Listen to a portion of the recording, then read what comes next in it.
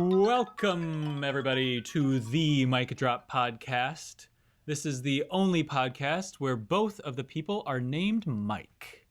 This is episode 17 in the How I Learn series about Mark Applebaum's gesture piece for signer and tape, Aphasia. I am Mike Truesdell, and I am joined with the illustrious Mike Compitello. Greetings, Mike. Or maybe I should say centurion greeting to you. Sandwich, grapefruit. To you. Binoculars. Well. Cut it out.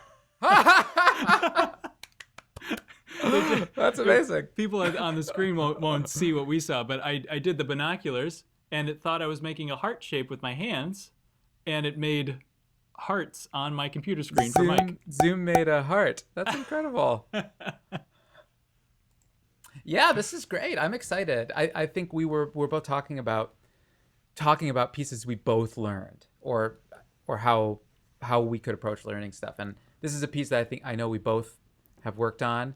We both love. Absolutely. And maybe we have similar or different ways. I think the subtitle of our podcast is the Agree Cast.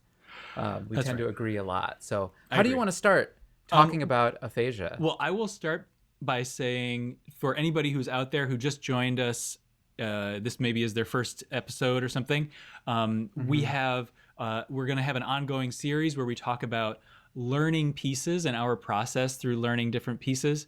We already had one in the series about learning Jacques Delacluse's music, and we're going to find pieces that we've maybe both approached in some way and go through them. So if you're interested in more of these, they'll be coming out periodically.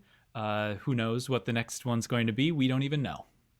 But there you go. All right. Yeah, I'm excited. So when did you first get introduced to aphasia, Mike?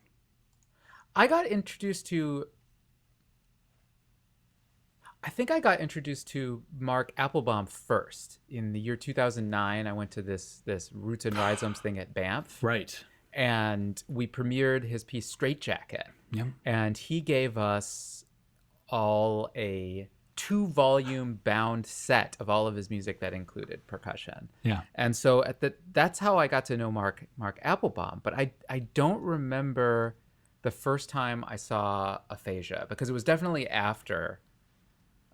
It was definitely after 2009. Yeah, this is 2010, right? Is the piece 2010? And I got acquainted with it through Mark Applebaum's own recording, which is something I wanted to ask you about, which I found delightful. Love his video. Since I'd also played Straitjacket. At a certain point, I thought I really wanted to take this on. How about you? How did you encounter this piece? This piece I had encountered because I, like you, I had a pre-existing contact with Mark.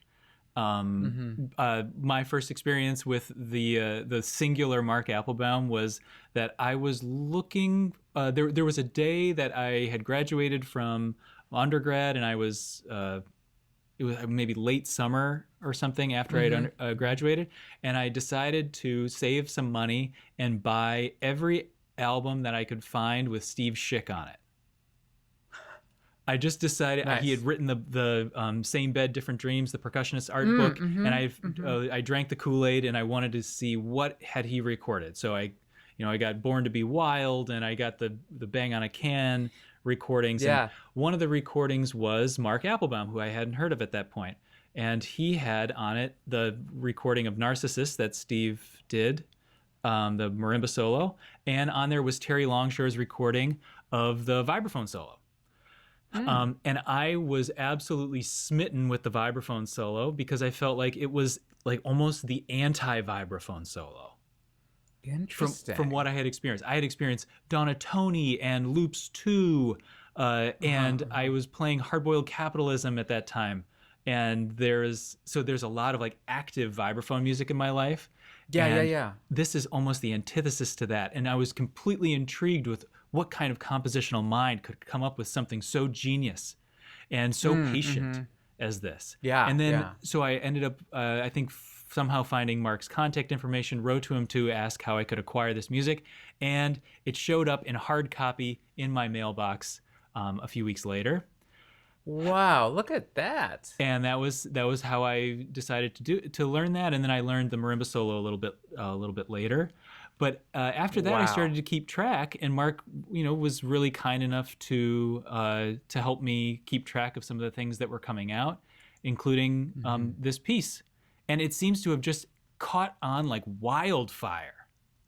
Oh yeah, So what's I the think so. draw? It's in the air. Why do so many Well, people like this piece? I thought it was just me. uh, well, I don't want to jump in with an answer, but I will. Um, for it's not necessarily written for a percussionist, right? In fact, it was written for a singer, That's right. and all of the sounds in the piece are from that singer. But I think it's helpful for percussionists because there's no gear, which can be very helpful. It's astonishingly dramatic, and I find it so serious that it's either funny or profound, and people generally have a very strong reaction to it. Yeah. What do you think? I totally see that, and I think something that's so simple. It's the reason that sleight of hand magic always works Yeah, when done totally. effectively, right? The idea that Mm-hmm.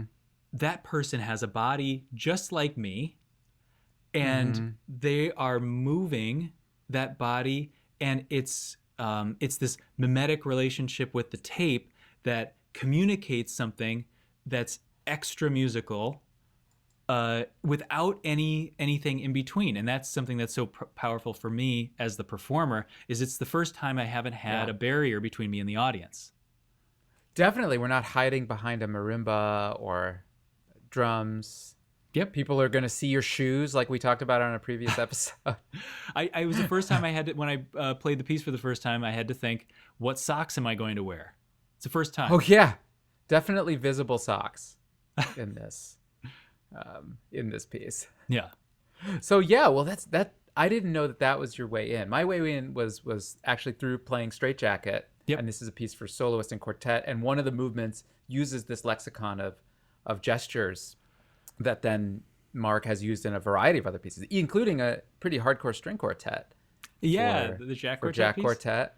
Sure. Yeah, so there's a lot there. Yeah, and some of them, That's beautiful. some of these gestures overlap with Yes. Straitjacket, and Straitjacket is obviously the first foray into these gestures. Something I Hmm. learned from interviewing Mark, and I hope he doesn't mind me sharing this, is that the gestures that he has a huge Excel file of the gestures that he's thought Whoa. about over the course of the years, and I don't know if he's still writing for these gestures or not.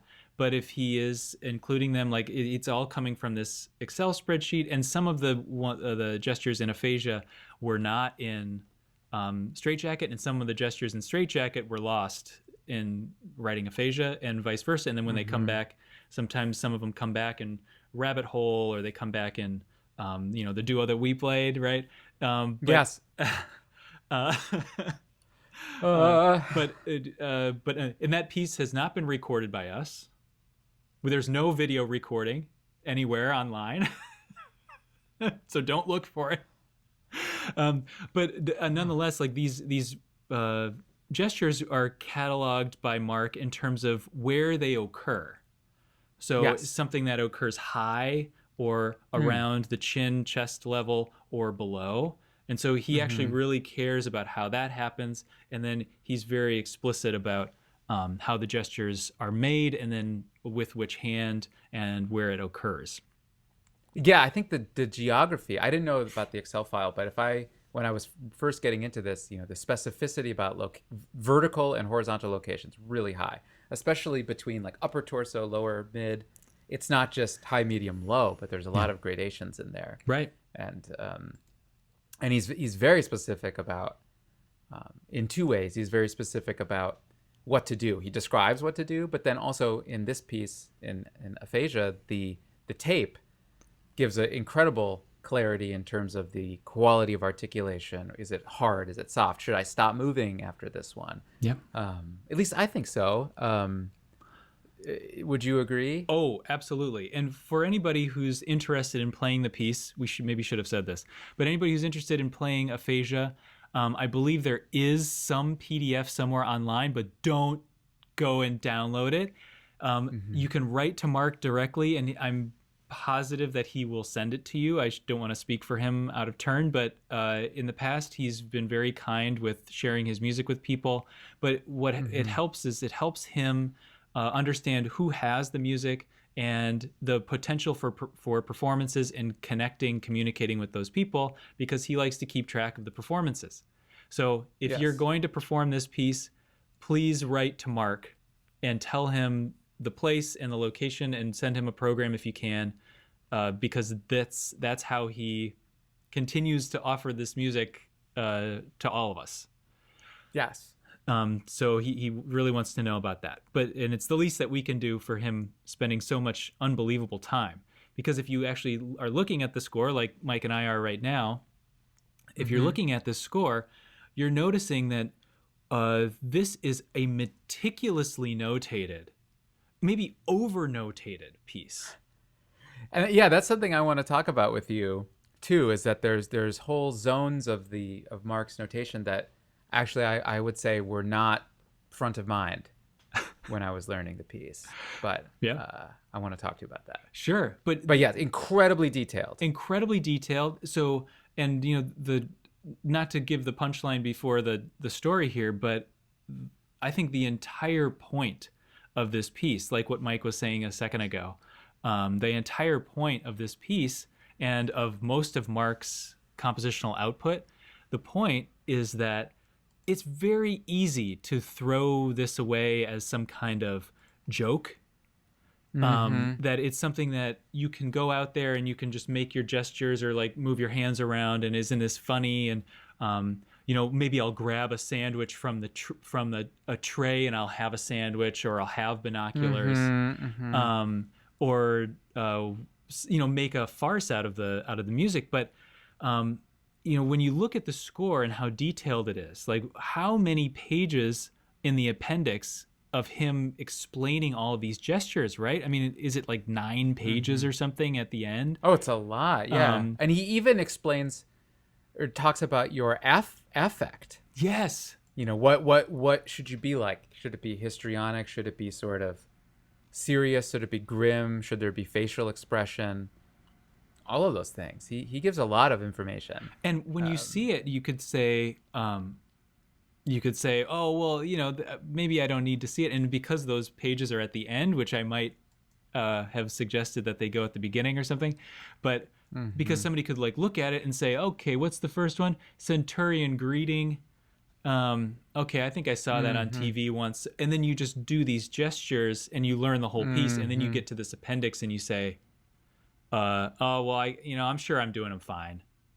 But every time I've coached this piece, and I'm sure you have too, every time you coach the piece, we have to dissect some of the gestures that people are learning, because I say, I don't really think he said your thumb was supposed to be there. Exactly. Let's go back and check that. And the beauty of it is, somebody might say, well, it's such an oppressive style of composition that you're hyper notating this music that really is supposed to be free.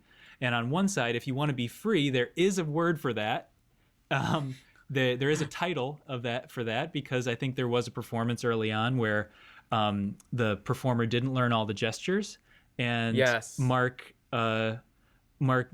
took note of that and said, that's not my piece. That's not the piece I composed. So I'm going to write another title for this piece if you improvise the gestures. And that's, I think, aphasia : dialect.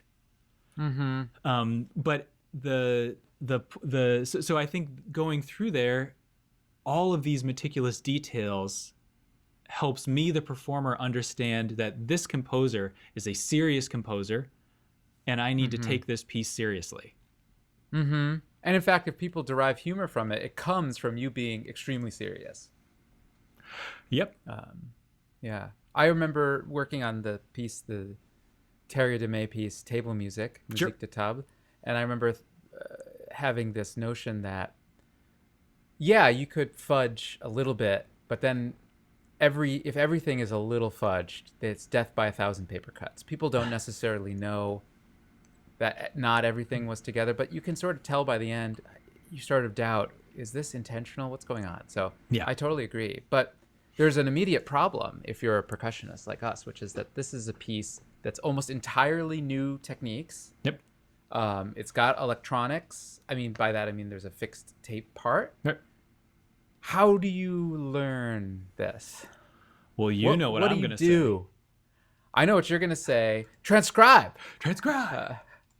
No, but I want to know what would you do? Because I had my own thought about how I did it, but I want to know what you did. Sure. I'm remembering back. I learned this piece when I was at the New World Symphony as a sub. Okay. I learned it Okay. in Miami in the dorms in New World, and I remember having Mark's video on the screen. I remember having the Yes. score in my hand, and Yes. the cool part about this, and not to get too far off track, but one of the things that I say about in the discussion about AI in classrooms right now, everyone's worried like, well, can AI write these papers for the students and things? And I think, number one, sure, go for it. I think we should let the students use AI for that. And then number two is music is one of the few fields where you can't cheat, right? Like you can't be like you could copy off any person that you want. You could go in and copy everyone's stickings and phrasings, but it only matters if you can play the music at the time. Yeah, for sure. And it's the same thing here. What I think the beauty is how specific the gestures are notated. And Mark has a reference recording. And I think his gestures, the way he does gestures, I love that. Even if they're not exactly what he has written, they are. Yeah, some of them are a little different than he describes them, but he's got a wondrous performance style. I love, and the way that his like body moves is just really expressive. Yeah, he has a lot of momentum, and there's a lot of bounciness Yeah. in it. And- Where you get something or not. I love that. And what I love is that I could try all day, every day to mimic Mark's recording to a T, and I will never be able to do it because my body is different. Yeah. So I think everybody go out there and like steal as much as you want because there's no way that you are going to be able to in any way replicate somebody else's performance. Well, this is an interesting question. I have a question that's much larger. Okay. Which is, does having an example of a composer performing their own work, does it mean you should do it the way the composer does it? Or by proxy, if there's a recording of somebody worked really closely with the composer doing the work, is that performance then authoritative? And you have to do it that way? Or is the recording by an authority figure constitute the same level of authority as a score? So in this case, is Mark's recording more important than the score of the piece? No, but it is important, and you don't have to answer this, but I would parry your question with another question. Yes. Which is like historically looking back on the last 100 years or so of recorded history, who are the composers that you feel represent their music the best as performers? Ooh, good question. I can name like 1.5. Well, people our age. Okay. For sure. Yeah, I think. But who's your 1.5? Absolutely number one, Rachmaninoff. Oh, He yeah. is probably okay. the best advocate for his music that we might have ever had. I feel like Bartok does a really good job. He's my half. Yeah. Oh, that's cool. So that's what I think. But so I mean, looking back on that, when I think about the recordings of Strauss conducting his orchestral works, those are not powerful recordings to me, right? And then we can some of these older, deader people, we don't have their recordings, so we don't know how they played. I'm sure they were profound, but I think the performer's version of a piece is just one in a litany of recordings, which is opposed to like popular music or something where you kind of have the definitive version. Like you have the Police like singing the Police song. Yeah, that's the song. That's how it goes. Yeah. Yeah. But I think having Mark's video up there was really helpful for me because, and I Yeah. think, you know, he's a little bit sensitive with some of his music because it's notated in different ways. He's sensitive to somebody completely misinterpreting a piece. Yes. So I think having the reference recording was his safety net to say, it can't be worse than this. Yeah. It can't be this far off. And it's super helpful. It's oh super my helpful. gosh, I love it. Yeah. So 'Cause anyway, even if you just imitate him, you'll get a pretty high percentage. totally. And that I was think. something that for me, it was like going through and saying, okay, you're kind of learning almost a language here. So I Yeah. want to learn the words.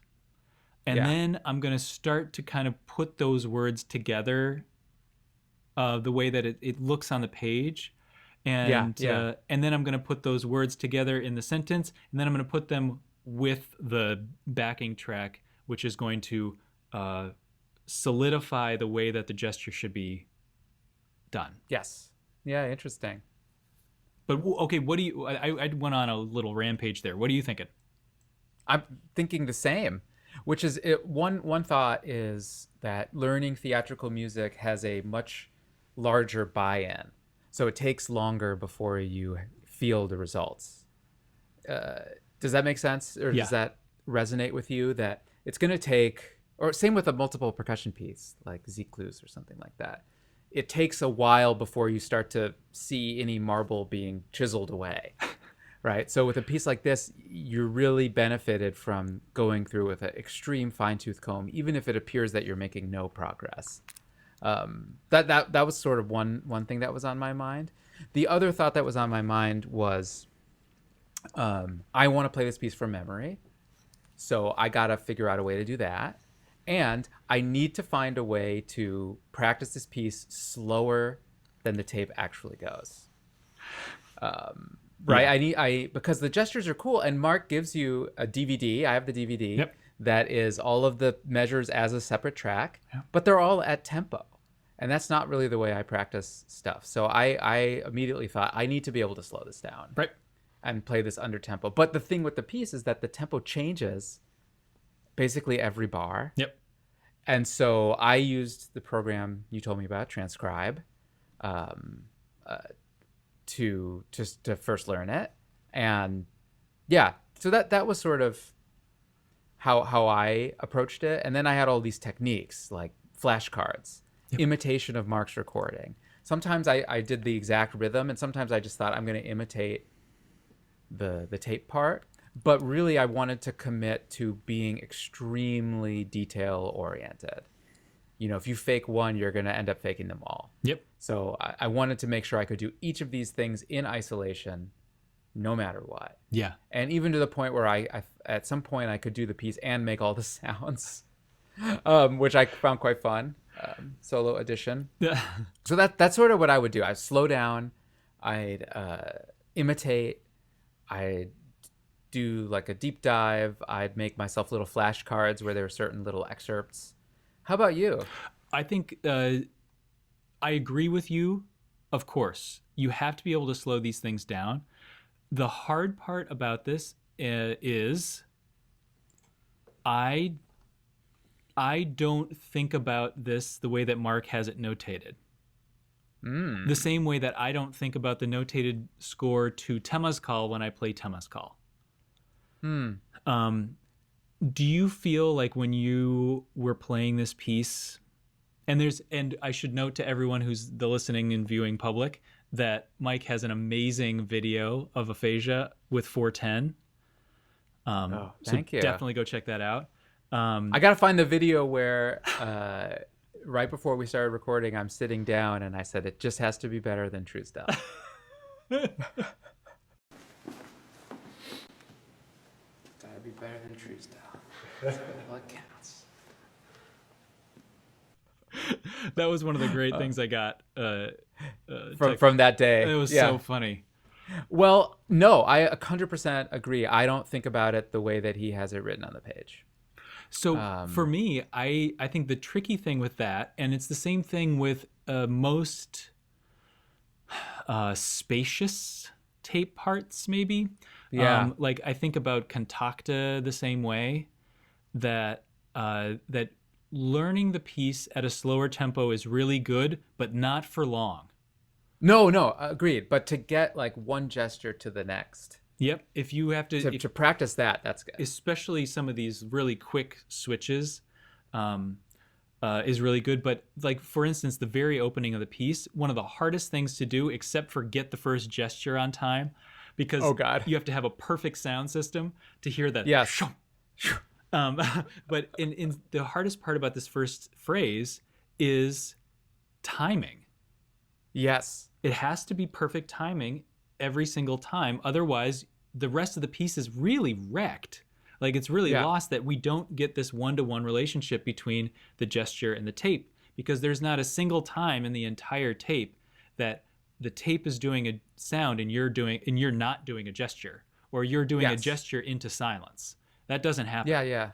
So Yeah, you yeah, yeah. have to set that up at the beginning of the piece, and that's the hardest place to set it up. So learning at tempo for those kind of sections, I think, is really helpful, that you get your timing. Definitely agree. I was thinking more sort of, technically. I wanted to develop a technique in the piece. Absolutely. How could I go from that to that? And I can't just immediately do it at tempo, the same way I can't immediately play a lick in a marimba solo at tempo. So I wanted to be able to go like, can I do Yep. these slowly? And of course I could do it in isolation, but then can I do it with the electronics? Because after a certain point, I think you hinted at it, Mark goes to great lengths to write these things in really great notation. Yep. And most of the time I'm thinking of it that way, but I'm definitely not thinking of these tempo changes. I'm not. I'm thinking about space and like relation. Like we could sing the tape part Yeah. in the relation that it is, but I have no idea the way that when we were playing the duo, or if we were playing some of these other pieces that we know, like we could probably quote you what those tempi are when we're in the process, but this piece not so much, because it doesn't exist on the page in our brains. It exists in our ears. Yes. Yeah. Yeah. So Here's the second thing. okay. I think being able to slow down is really critical, and Transcribe does that very well. We love this program. We Transcribe. really love, and I think one of the greatest days that we have during the year is when the updates come. I love that you always text me happy Transcribe day. I love seventh this. string it's from Andy. Yeah. Andy at seventh string. Yes. But the other thing that Transcribe does really well, that works great for a piece like this, is you can highlight sections and then it repeats those sections. Yes, and you can make little section markers. Yep. So I go through and actually make those markers on the track right away. And for instance, like the beginning part where it's just centurion greeting key turn, key turn. Yeah. Like that is a great first section, right? And then once we start adding the other gestures, paper, row, then and centurion greeting, then we're maybe adding something else, and maybe that is the whole first phrase, like the first page plus a measure. Yeah. It's not the phrases are. You have to decide the phrases. You have to chunk up this piece somehow, and sometimes it's a little bit tricky. Sometimes the phrases for me are just a couple seconds of music. Yes. Yeah. I'm looking at the second page of the piece. Yep. The paper flip sunglasses. Yep. To smelling salt. Yep. I would practice that alone, and then the smelling salt paper hamburger thing. Yep. Maybe that. Just chunk up the piece as you go. The part, if I would start at the beginning and work yourself through the piece, but you're gonna find really quickly that there are some dicey little numbers in there. Oh no, yeah, I know. And you're gonna have to target these certain spots, and sometimes the difficult part is, like I said, the timing with the tape. Sometimes the difficult part is actually physically, technically, like doing the right thing Yeah. with your hands. And then sometimes it's actually refining it so that in the middle of doing something else, you're doing another. Isn't there like a flip sunglasses scissors at some point or something like that? There's a pet cat maraca, That's really tough. and then a third of all. That's really hard, and right? yeah, and That one. so doing that is really tricky. But then there's also moments where you're doing things with two hands, and Yeah. you have to have the same gesture every time. That has to Yeah. repeat. It's a repeatable gesture. So you really want to get that Yeah. coordination I down. agree. I also think that there's an element of you have something memorized versus you can recall it. Storage versus recall. Yeah. Right. So a big problem with this piece is that it's like instantaneous. Can you remember how this goes? Because there's no safety net. Right. And so a way of practicing it might not necessarily be to just constantly repeat one of these gestures, one of these phrases, but to like go to a phrase, go to another phrase, and then say how well am I doing the first time this phrase happens? Yep. Right. I think that's sort of practicing that way is good, because that's what it feels like to play the piece, is that you're generally staring into the audience and you're like, wait a minute, what is coming next? It's that one. Yeah. You know. So did you have like recall? Like, how did you recall those order of operations? I would make myself flashcards. So I gave each phrase like a title, you know, whatever. I can't remember what I called them, just maybe 1, 2, 3, 4, 5 or something like that. And I would just practice starting them. Yeah. Because I got to the point where if I started correctly, I would probably do pretty well going through. But actually, the fun thing about this piece is that there's a feeling of accomplishment, because you can get the gestures in a very detailed, organized way, and they're actually pretty fun to refine. Like, ooh, I'm going to do this, the tea party, you know, this, and I found a joy in practicing the exactitude of them. So that's how I worked on it. Because at least for me, the recall was the hardest part, because there was always a silence before a new thing. Right. I'm trying to remember like that thing. I think that's one of the hardest parts. Yeah. Right. Is just like, because everything starts from the same silence, let's say, or similar like levels of pause, that it really could go anywhere. Kind of like, you know, Bach can kind of go anywhere sometimes. Yeah, totally. So having a really clear mission for yourself up front is that, okay, I am practicing this part, and I'm not going to start here. I'm going to start at the previous gesture. Yes. Because it's always going to be, my centurion greeting is always going to be paired with paper. Yes, because exactly. He composes in this like limited lexicon of gestures. And they're physically oriented. Like, you'll do this, and then the next level is to flip your hand over, and it's very natural to do that, right? So being kind of regimented about, like, this is the chunk of music that I'm practicing. I'm going to start right before that, so that, and then practice the recall of that gesture into that section, and then work through the passage, but always connect it to the previous thing. Yes. Yeah. And always an elision. Always I totally agree, because otherwise your memory is going to be very faulty, I think.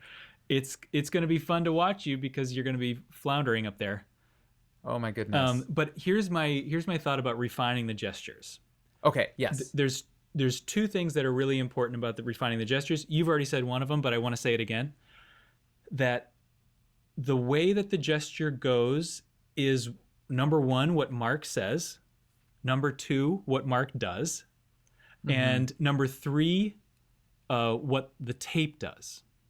Ooh, yes. The tape, for me, in playing an electroacoustic piece like this, and Tema's Call is the one that I've played the most. Aphasia is probably a close second. But these electroacoustic pieces, the tape is the score, and the score is a visual representation of the tape. So it's secondary to the tape. The tape will tell you, number one, when something happens. Like, it would be hilarious. I don't think I've had anybody do this before, but it would be hilarious if I had somebody play the aphasia for me, and I say, actually, that gesture is a little bit late. It comes with the tape. And then that person says, no, it's on the E of 2, and the tape is early. Like Yeah. that to me would be ridiculous because it should sound with the tape. The gesture should show with the tape. So I think hearing that thing that what you had mentioned, where we're dealing with attack and the body of the note and the resonance of a particular sound on the tape, should match exactly what you're doing with the gesture in your hand. So those are the three big parts for me. The fourth thing is that you have to decide. This is how I would refine these gestures. You have to decide for every gesture, where is the ictus? Every gesture must have an ictus, even if it's a really loose, like Mike was talking about the petting the cat gesture, that it's a really fluid gesture. It must have an ictus, and if you can't tell me exactly right now with the shotgun, like, here we go. It's exactly when I move away from the point where I've started, let's say, or it's actually when I bring the hand down and it's vertical to the ground. Yeah. For the cat boy, if for that gesture, you can decide, but you have to decide because it has to go in a very exact place with the sound on the tape, even if the tape and the gesture aren't articulate sounds. They have to have an ictus. Yeah, and some of them are soft. Yep. Standings, and some of them are hard. Some of them are sh. Yep. Versus ch, and some of them are kick. So I totally agree. I'm thinking about like bus. This one. So there's a little bit of a sound before it, right? Which I would constitute as like my prep for it. Sh. Yep. Versus sh. Yeah, I think. And then there's some of them. It's like, for that gesture, for me, it's when I have a slightly open hand and I pull down, and when my fingers hit my palm is when the rhythm is supposed to happen. Okay. So you have to be able to tell yourself. It's like aim small, miss small. Like you have to be able to tell yourself exactly when your gesture lines up with that sound. Yeah.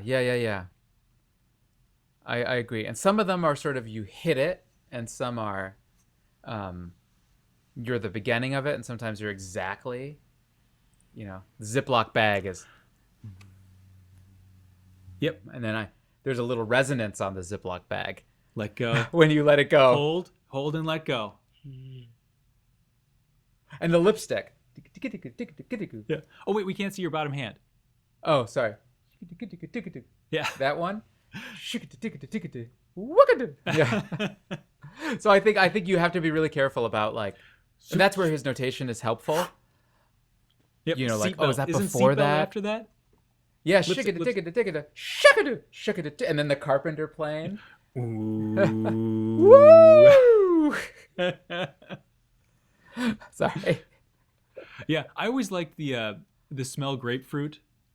Oh, that's the best one. Okay, so for me, the hardest part was, like I said, now it's the first time I don't have this barrier between me and the audience, and I have to look out there and see individual people, and sometimes they're laughing. Yeah, or totally. confused or bothered or like annoyed or confused or whatever. But what was your strategy? How did you go face to face with an audience? You can't look down at your instrument. I think I stole your thing, which was I look slightly above people. Yep. Or you could blur the eyes just a little bit or try to look in between people. Yeah. Well, I think for me, it also came from going to school and playing pieces by Coggle. Yep. Or other theatrical pieces where you just develop this affect of, I'm going to be undeterred right now. Yeah. And I love I'm going to bring you to me. Yeah. I think he said it in, Applebaum said it in Straight Jacket.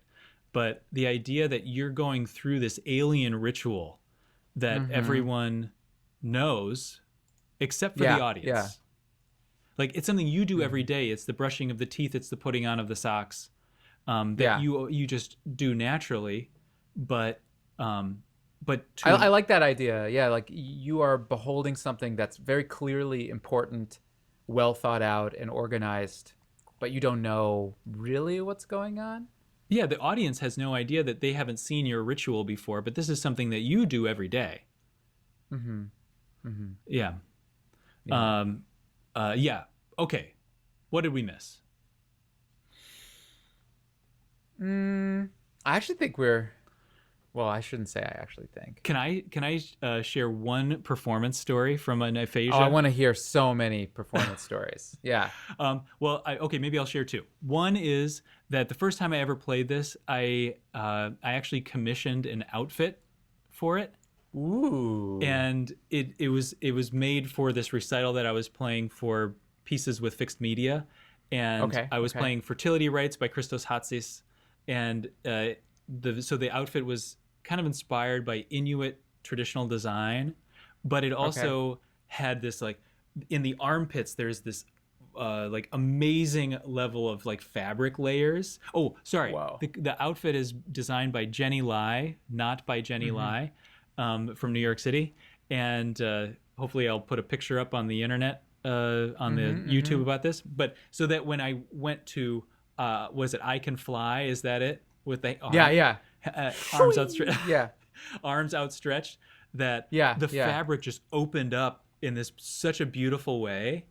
I love And this. so that was a great moment. But the performance thought that I had was I was doing this piece somewhere that wasn't home, maybe Texas or Mm-hmm. South Carolina or something, at one point. And as I was playing the piece, I can't remember exactly where it was. This was maybe like 15 years ago or something, 10 years ago, Mm-hmm. probably 10. That I did a gesture and the sound kept going, but the lights went out. Ooh. So the sound kept going, and then I had to make a decision: do I keep doing the gestures in the dark? Wow. And the audience kept. Did you? I absolutely did, because eventually the lights came on, maybe a minute later or so, Wow. And you were still going. and I was still going. But the idea of like, does this piece still is like Schrodinger's cat, right? Like, does the Yeah. piece still exist if you can't see it? And what is the audience imagining? Like, we just saw this alien thing for 2 or 3 minutes, and then I all the lights love went out. this. And then what are they imagining in that 1 minute before I come back on? This is great. Yeah, I had a blast like thinking about that. I was so amped after that performance, thinking, what is this audience thinking, and what does the piece mean now? Because if you can't see the piece, does it? What's the impact? Oh, this is cool. This is cool. um, so what else should people know? I think we articulated our strategies, which were based on our own experiences learning types of pieces like this in the past. Yep. Pieces with fixed media or pieces that are theatrical, to sort of help you shortcut it a little Yep. bit. I mean, so you don't fall into the same learning traps you might have in the past. Yeah. But so I hope this information is somewhat helpful for Okay. people. I will. What else do you think? I think everything that we've said so far is awesome. I will reiterate one thing: this is serious music. Mhm. I'll also say that the piece doesn't need your help to make it a theater piece. Mm-hmm. So this is totally my thought. I think that Mark might have a different idea, and but I think the idea of I'm going to stand up, or I'm going to make all these really expressive facial gestures, and I'm one for expressive facial gestures, but but for somebody who feels like they have to bring something to this piece for it to be Oh powerful yeah. for an audience, you do not. This is a No. powerful enough piece when you are stoic on the stage. Yeah, definitely. So hold I can't strong. agree more. And it's the same with Coggle's music. He even says, "Don't use your facial expressions." Yeah. And I think he and Mark understand that one thing classical musicians are really good at doing is following instructions. We're not good at imbuing, like, we're not actors. But what we can't do is focus attention. Right. And so he kind of harnesses the seriousness of what we do Yeah. with it. So I agree. Once again, we agree. Do we need another guest so that we can disagree? Yeah, we need some What do you think? contrarian. Yeah. We need someone who doesn't like us. Who's that? Okay. Comment below. Who do you want to see us take on? Conor McGregor. Yeah. Who's just a contrarian? Somebody's uncle. Yeah. Well, this was really fun. I feel like I learned so much. Same here. I love this. I think we should keep these How I Learn episodes going. I think so too. And if you are listening and you survived to the end, please let us know if there's a piece or type of piece you want us to talk about, or if you have ideas about this kind of music, what you did. We love learning about new things. So please help get involved with us. If you're on the YouTube, you can put it in the comments. We'll see that. If you are listening on the podcasts, leave us a review if you want, or drop us a line. We are so excited to keep doing this, and honestly, we just have run out of ideas. So yeah, I mean, we might have to give this whole episode a closed window. Closed book. Oh, the open book. Open book. Is there a closed book? Oh, there is a closed book. Yeah. Ding. I'm gonna take my bicycle and leave.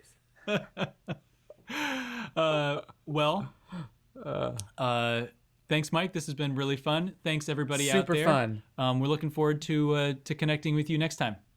Yeah. See you next time. Bye, everybody. Bye.